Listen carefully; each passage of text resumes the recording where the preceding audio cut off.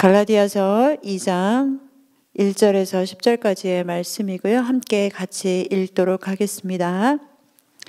14년 후에 내가 바나바와 함께 디도를 데리고 다시 예루살렘에 올라갔나니 계시를 따라 올라가 내가 이방 가운데서 전파하는 복음을 그들에게 제시하되 유력한 자들에게 사사로이 한 것은 내가 다름질하는 것이나 다름질한 것이 헛되지 않게 하려 함이라. 그러나 나와 함께 있는 헬라인 디도까지도 억지로 할례를 받게 하지 아니하였으니 이는 가만히 들어온 거짓 형제들 때문이라. 그들이 가만히 들어온 것은 그리스도 예수 안에서 우리가 가진 자유를 엿보고 우리를 종으로 삼고자 함이로되 그들에게 우리가 한시도 복종하지 아니하였으니 이는 복음의 진리가 항상 너희 가운데 있게 하려 함이라. 유력하다는 이들 중에 본래 어떤 이들이든지 내게 상관이 없으며 하나님은 사람을 외모로 취하지 아니하시나니 저 유력한 이들은 내게 의무를 더하여 준 것이 없고 도리어 그들은 내가 무할례자에게 복음 전함을 맡은 것이 베드로가 할례자에게 맡음과 같은 것을 보았고 베드로에게 역사하사 그를 할례자의 사도로 삼으신 이가 또한 내게 역사하사 나를 이방인의 사도로 삼으셨느니라. 또 기둥같이 여기는 야고보와 게바와 요한도 내게 주신 은혜를 알므로 나와 바나바에게 친교의 악수를 하였으니 우리는 이방인에게로 그들은 할례자에게로 가게 하려 함이라. 다만 우리에게 가난한 자들을 기억하도록 부탁하였으니 이것은 나도 본래부터 힘써 행하여 왔노라. 아멘. 새벽에 나오신 여러분을 환영하고 축복합니다. 오늘 갈라디아서 2장의 말씀을 좀 같이 살펴보도록 하겠습니다. 1장의 말씀은 어제 다 읽으셨죠? 사도 바울은 자신이 회심한 후에 14년 만에 다시 예루살렘으로 올라갔습니다. 예루살렘을 두 번째 방문하는 것이죠. 그리고 이번 방문은 다른 사람들이 권하거나 아니면 요청에 의한 것이 아니라 하나님의 계시에 따라서 올라갔다라고 말씀하고 있습니다. 사도 바울이 예루살렘 교회로 올라가서 한 일은 자신이 이방 사람들에게 무엇을 전했는지, 자신이 이방 사람들에게 전한 그 복음을 정확하게 제시하고 또한 예루살렘 교회의 유력한 사람들, 즉 야고보와 게바는 베드로를 말하는 것이죠. 베드로와 요한에게 사사로이 그것을 설명했습니다. 여기서 사사로이라는 것은 공식적인 모임에서가 아니라 개인적으로 따로 그들을 만나서 설명했다라는 의미입니다. 자, 그렇다면 사도 바울은 왜 예루살렘으로 올라갔으며 자신이 이방인들에게 전한 복음을 교회와 그리고 교회 안에 소위 영향력 있다는 사람들까지 찾아가면서 설명해야 했을까요? 오늘 본문 2절의 말씀에 보면 그 목적을 밝혀주고 있습니다. 내가 그렇게 한 것은 내가 다름질하는 것이나 다름질한 것이 헛되지 않게 하려 함이라. 그 당시 일부 거짓 교사들은 바울의 권위를 훼손하고 싶었습니다. 그 중에 하나가 바로 사도 바울이 전하는 복음은 베드로랑 다른 사도들이 전하는 복음과는 다른 것이다 라고 주장하는 것이었습니다. 그 안에는 할례의 이슈도 포함되어져 있었습니다. 어떤 유대인 그리스도인들 중에는 이방인 그리스도인을 향하여 너희가 모세의 법대로 할례를 받지 않으면 너희는 능히 구원을 받지 못할 것이다 라고 가르쳤습니다. 그러면서 바울보다 베드로가 더 우월하다라는 것을 주장했죠.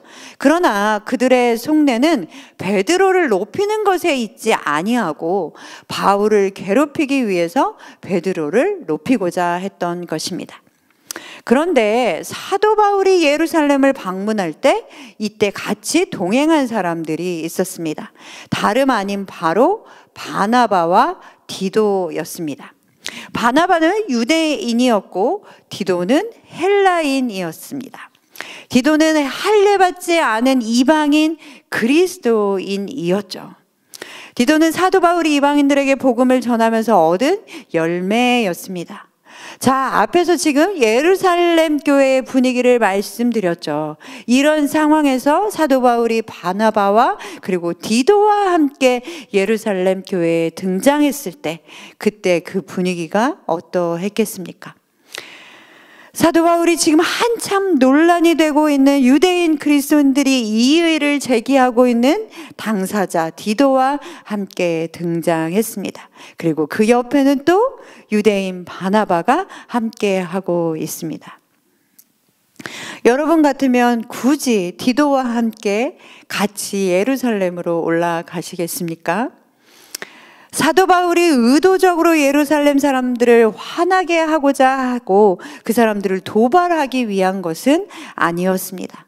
사도 바울이 디도와 함께 예루살렘을 방문한 이유는 바로 복음의 진리를 확증하기 위한 것이었습니다. 오늘 본문 5절 말씀에 이렇게 이야기합니다. 이는 복음의 진리가 항상 너희 가운데 있게 하려 함이라. 사도 바울이 말하고자 하는 이 복음의 진리라는 것은 무엇입니까? 유대인이나 이방인들이 예수 그리스도를 믿음으로 말미암아 모두 동일하게 하나님 앞에 받아들여졌기에 교회 안에서 차별 없이 받아들여져야 한다라는 것입니다. 그것이 바로 사도 바울이 오늘 이야기하고자 하는 것입니다.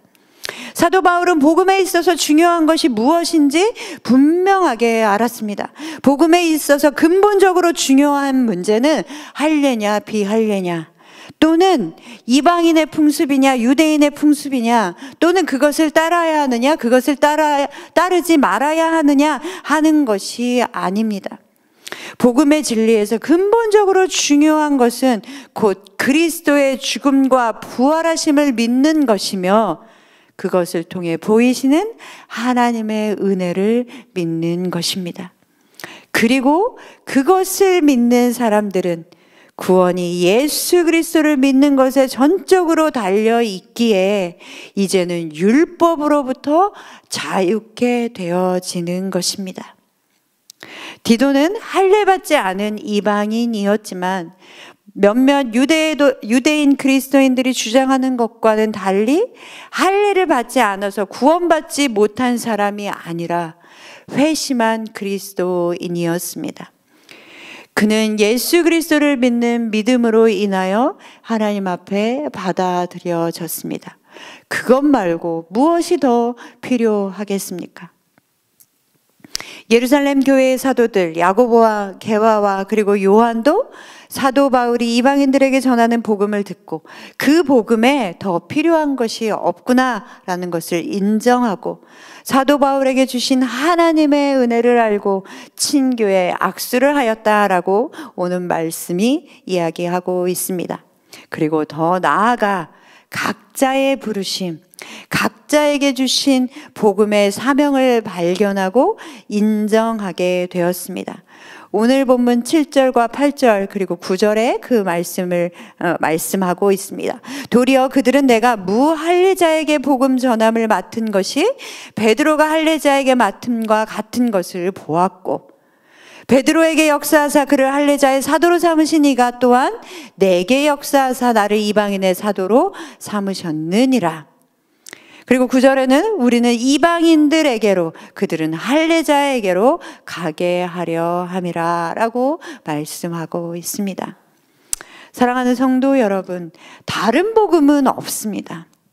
예수 그리스도를 믿는 것 말고 그것에 더하여 다른 무엇이 더 필요하다라고 하는 것은 복음이 아닌 것입니다. 복음은 예수 그리스도께서 우리를 구원하시기 위해 우리가 받을 형벌을 대신 받으시고 죽으시고 부활하셨다라는 것입니다. 그리고 그것을 믿음으로 우리는 구원받았으며 하나님께 받아들여졌습니다.